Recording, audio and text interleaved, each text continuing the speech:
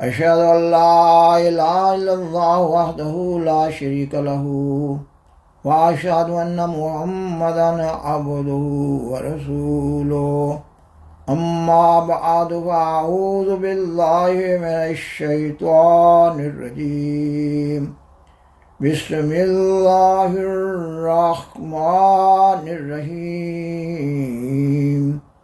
سامعین و ناظرین کرام، السلام علیکم ورحمۃ اللہ وبرکاتہ۔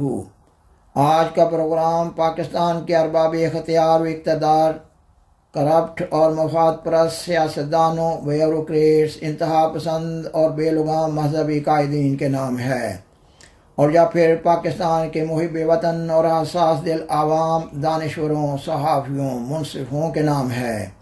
خاکسار اس پروگرام میں قیام پاکستان کے لیے جماعت احمدیہ کے کردار پر چند نکات بیان کر رہا ہے۔ اس میں تاریخ وار تسلسل نہ ہے۔ اس پروگرام کا مقصد حساس دل لوگوں کو سرسری سی معلومات دینا ہے۔ پاکستان کے حالات واضح رنگ میں بتا رہے ہیں کہ پاکستان کا مسلمان من حیث القوم عالمگیر جماعت احمدیہ مسلمہ کی شدید مخالفت، استہزاء، تکذیب، تکفیر اور تعظیم میں مبتلا ہے۔ احمدیت مخالف علماء جماعت احمدیہ کو مبتلا عذاب و آزار کرتے ہوئے افراد جماعت پر عرصہ حیات تنگ کیے ہوئے ہیں، کیونکہ جماعت احمدیہ ایک الہی جماعت ہے، حضرت امام مہدی و مسیح موعود علیہ السلام کی جماعت ہے۔ اس لیے احمدیت مخالف علماء جماعت احمدیہ سے نہیں بلکہ اللہ تعالیٰ سے لڑ رہے ہیں، اور اس لڑائی کا ماحصل یہ ہے کہ پاکستانی قوم من حیث القوم بڑی تیزی کے ساتھ اپنے بد انجام کی طرف بڑھ رہی ہے۔ پاکستانی قوم من حیث القوم شدت سے محسوس کر رہی ہے کہ وہ کئی ایک نحوستوں کا شکار ہو چکی ہے، مگر وہ ان نحوستوں سے نجات کی کوئی راہ نہیں پا رہی، اور وہ ان نحوستوں کی اصل وجہ جاننے سے قاصر ہے، کیونکہ وہ عام شعور سے محروم ہے۔ وہ نسل بعد نسل ان حالات میں دھکیلی گئی ہے۔ اب وہ برائی کے اس انتہائی نقطہ پر پہنچ چکی ہے جہاں پر قوموں کی بری تقدیر کا فیصلہ صادر کر دیا جاتا ہے۔ خاکسار کے بیان پر پاکستان کا بچہ بچہ گواہ ہے۔ پاکستان کا ہر عام و خاص، ہر کس و ناقص، عاقل و جاہل اپنے دل سے مان رہا ہے، اقرار کر رہا ہے، برملا کہہ رہا ہے، واہ ویلا کر رہا ہے، چیخ و پکار کر رہا ہے کہ پاکستان بڑی تیزی کے ساتھ عدم استحکام کا شکار ہو رہا ہے۔ پاکستان کو اپنے قومی وجود کو قائم رکھنا مشکل ہوتا جا رہا ہے۔ شاید یا یقینی طور پر پاکستان ٹوٹنے جا رہا ہے۔ بعض مفسرین حالات حاضرہ اور تجزیہ نگار اس نا امیدی کے ماحول میں یہ ناپسندیدہ آواز بلند کرتے نظر آ رہے ہیں کہ قائد اعظم محمد علی جناح نے پاکستان بنانے میں غلطی کی، یا یہ کہ قائد اعظم محمد علی جناح نے پاکستان میں اسلامی نظام کے نفاذ کے وعدہ پر مسلمانوں سے ووٹ لیے اور پھر اسلامی نظام نہ لائے، لہذا انہوں نے مسلمانوں کو دھوکہ دیا اور مسلمانوں سے جھوٹ بولا۔ خاکسار بیان کرتا ہے کہ ایک پاکستانی احمدی قیام پاکستان کی اصل کہانی کی حقیقت اور پاکستان کے عدم استحکام کی وجوہ کو بخوبی جانتا ہے۔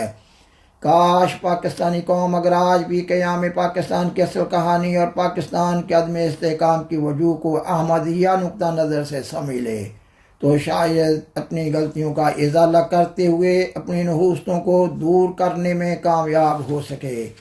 سامعین و ناظرین کرام، متحدہ ہندوستان میں آزادی کی تحریک چلی تو اس وقت حساس دل مسلمان دانشوروں نے بشدت یہ محسوس کیا کہ انگریز کے چلے جانے کے بعد مسلمان قوم ہندو قوم کی غلام بن کر رہ جائے گی۔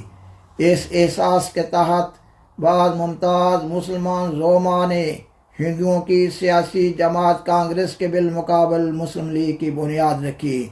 حضرت امام جماعت احمدیہ سیدنا حضرت مرزا بشیر الدین محمود احمد رضی اللہ تعالی عنہ اپنی اوائل خلافت سے یعنی 24 سال کی چھوٹی سی عمر میں ہی ہندوستان کے مذہبی اور سیاسی رہنماؤں کی نظر میں نہایت قدر کی نگاہ سے دیکھے جانے لگے تھے۔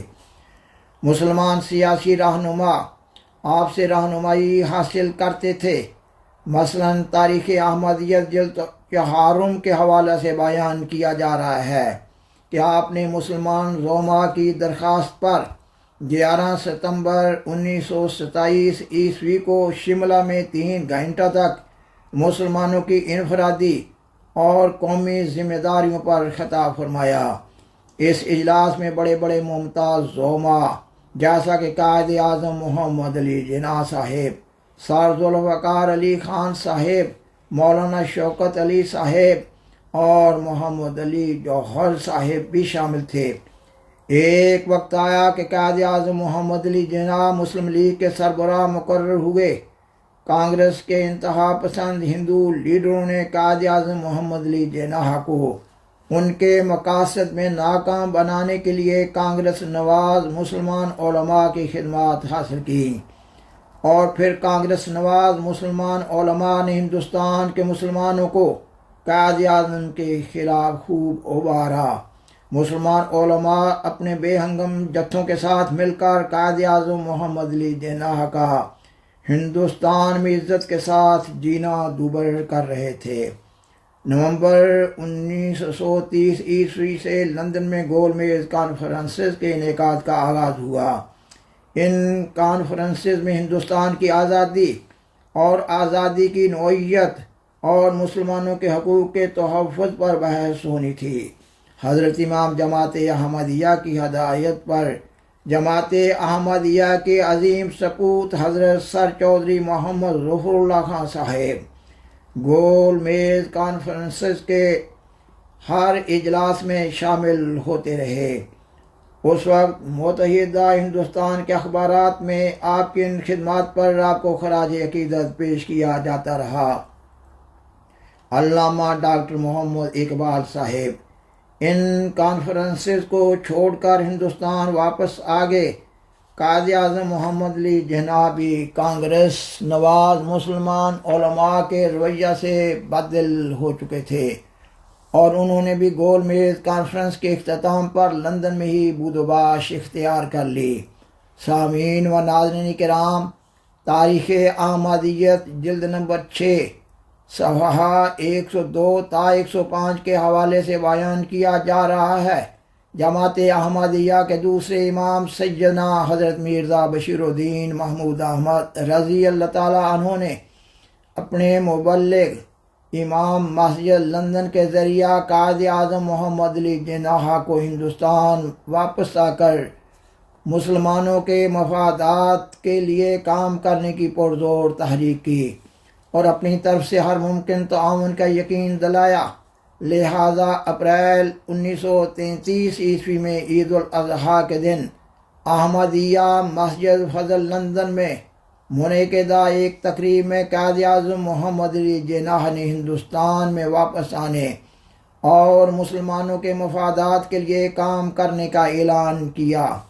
قائد اعظم محمد علی جناح نے ہندوستان واپس آ کر مسلمانوں کی نمائندہ سیاسی جماعت مسلم لیگ کی تنظیم نو کی، اور پھر متحدہ ہندوستان کی آزادی کی تحریک کی کھوک سے دو قومی نظریہ پیدا ہوا، اور پھر دو قومی نظریہ سے قیام پاکستان کی تحریک نے جنم لیا۔ جب پاکستان کی تحریک آگے بڑھ رہی تھی تو کانگریس نواز مسلمان علماء بھی قائد اعظم اور مسلم لیگ کے خلاف حسب سابق زیادہ متشدد ہوتے جا رہے تھے۔ وہ قائد اعظم کو کافر اعظم قرار دے رہے تھے۔ وہ یہ دعویٰ کر رہے تھے کہ کسی ماں نے وہ بیٹا نہیں جنا جو پاکستان کی پے بھی بنا سکے۔ وہ پاکستان کو بازاری عورت سے تشبیہ دے رہے تھے۔ وہ پاکستان کو پلیدستان قرار دے رہے تھے۔ وہ قائد اعظم کے ساتھ کام کرنے والی سب سے زیادہ منظم اور مخلص جماعت احمدیہ کے خلاف احمدیہ کارڈ کا استعمال کرنے لگے تھے۔ اخبار انقلاب لاہور کی اشاعت 20 اکتوبر 1945 عیسوی میں ہے کہ قائد اعظم محمد علی جناح نے کوئٹہ میں مسلمانان ہند سے خطاب کرتے ہوئے اپنی تقریر میں کہا، ہمارے خلاف بعض طاقتیں کام کر رہی ہیں اور کانگریس ارادہ کیے بیٹھی ہے کہ ہماری صفوں کو ان مسلمانوں کی امداد سے پریشان کر دیا جائے۔ یہ مسلمان ہمارے خلاف مسلمانوں کو گمراہ کرنے کے کام میں بطور کارندے استعمال کیے جا رہے ہیں۔ یہ مسلمان سے دہائے ہوئے پرندے ہیں جو صرف شکل و صورت کے اعتبار سے ہی مسلمان ہیں۔ کانگریس کے پاس دولت کے وسیع خزانے ہیں، ان کے پاس مضبوط تنظیم اور پریس ہے، مگر حق ہمارے ساتھ ہے۔ سامعین و ناظرین کرام، 1945 عیسوی میں لندن میں ہونے والی کامن ویلتھ ریلیشنز کانفرنس میں ہندوستانی وفد کے قائد اور احمدیت کے جلیل القدر سپوت حضرت سر چودھری محمد ظفر اللہ خان صاحب نے تقریر کرتے ہوئے کہا، ہندوستان نے برطانوی قوموں کی آبادی کی حفاظت کے لیے 25 لاکھ فوج میدان میں بھیجی ہے، مگر وہ اپنی آزادی کے لیے دوسروں سے بھیک مانگ رہا ہے۔ خاکسار بیان کرتا ہے کہ حضرت سر چودھری محمد ظفر اللہ خان صاحب کی اس تقریر نے دنیا بالخصوص انگلستان اور ہندوستان کے پریس میں ایک تہلکہ مچا دیا، اور کہا جانے لگا سر ظفر اللہ کی اس آواز میں ایک گرج ہے اور دھماکہ ہے، اور کہا جاتا ہے کہ سر محمد ظفر اللہ خان صاحب کے اس فکرہ نے انگلستان کے وزیر اعظم کو ہندوستان کی آزادی کا اعلان کرنے پر مجبور کر دیا۔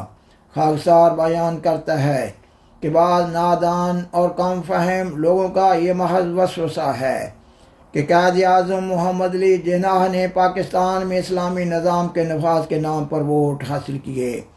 خاکسار بیان کرتا ہے کہ مسلم لیگ میں مسلمانوں کے تمام فرقوں کو لانے کے لیے مسلمان کی ایک تعریف کا تعین کیا گیا تھا، یہ کہ جو کلمہ طیبہ پڑھتا ہے خود کو مسلمان کہتا ہے اور قرآن مجید کی شریعت کو منسوخ قرار نہیں دیتا، وہ مسلمان ہے۔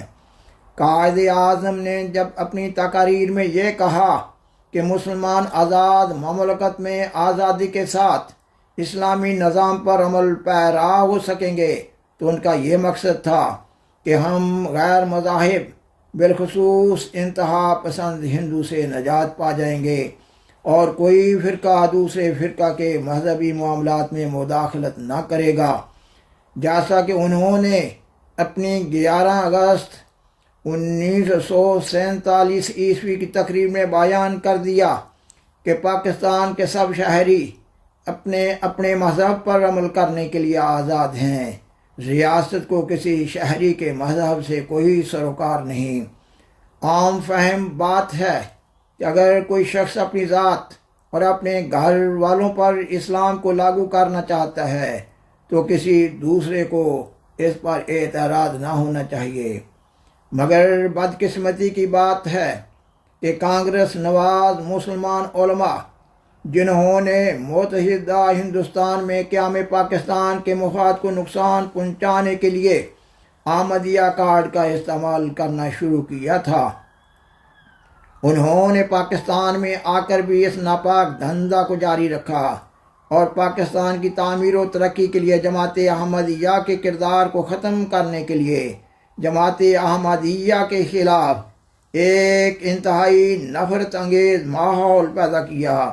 اگر پاکستان کی تعمیر و ترقی کے لیے جماعت احمدیہ کے کردار کو ختم نہ کر دیا جاتا تو پاکستان ایک عظیم اور مثالی اور طاقتور مسلمان ملک ہوتا، پاکستان کی ایک مؤثر آواز ہوتی، دنیا کے کسی گوشہ میں نہ صرف مسلمان بلکہ ہر انسان پر ہونے والے ظلم کا مداوع کیا جا رہا ہوتا۔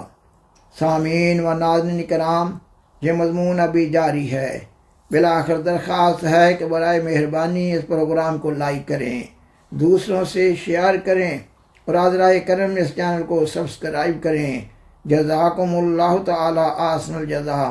وآخر دعوانا ان الحمد للہ رب العالمین۔ والسلام علیکم ورحمۃ اللہ وبرکاتہ۔ شکریہ۔